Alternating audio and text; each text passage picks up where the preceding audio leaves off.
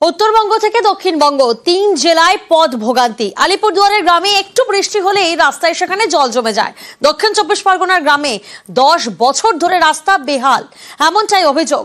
আর উত্তর চব্বিশ পরগনার দত্তপুকুরে রাস্তার কাজ শুরু হওয়ার আগেই তৃণমূলের দুপক্ষের মধ্যে দ্বন্দ্ব, রাস্তায় হাতাহাতি। দেখুন,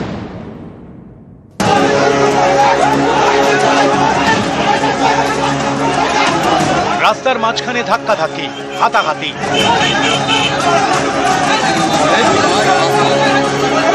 উত্তর চব্বিশ পরগনার দত্তপুকুরের কদম্বগাছি, এখানকার কাঠালিয়া গ্রামে উত্তেজনা। স্থানীয়দের অভিযোগ, এই গ্রামের রাস্তা বছর 4 ধরে বেহাল, যা মেরামতির দাবিতে সরব স্থানীয়রা। বুধবার ইঞ্জিনিয়ারকে নিয়ে রাস্তা পরিদর্শনে যান জেলা পরিষদের অধ্যক্ষ আসাদুজ্জামান। এই খবর পেয়ে দলবল নিয়ে সেখানে পৌঁছে যান স্থানীয় তৃণমূল নেতা। দুই নেতার মধ্যে বচসা শুরু হয়, সেখান থেকে দুপক্ষের ধাক্কাধাক্কি, হাতাহাতি।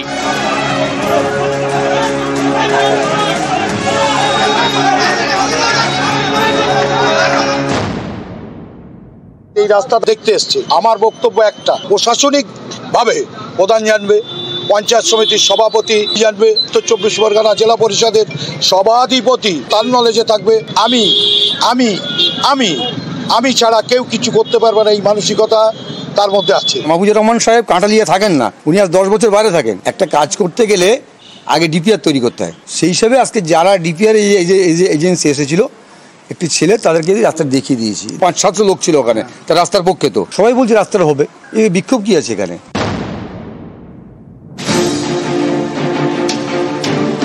দক্ষিণ চব্বিশ পরগনার কাকদ্বীপের স্বামী বিবেকানন্দ পঞ্চায়েত এলাকা, এখানে হরিপুর জেলেপাড়া গ্রাম। অভিযোগ, এই গ্রামে যাতায়াতের একমাত্র ইটের রাস্তা 10 বছর ধরে খারাপ, ফলে ভোগান্তির এক শেষ। রাস্তা মেরামতির দাবিতে বুধবার রাস্তায় নেমে বিক্ষোভ দেখান স্থানীয়রা।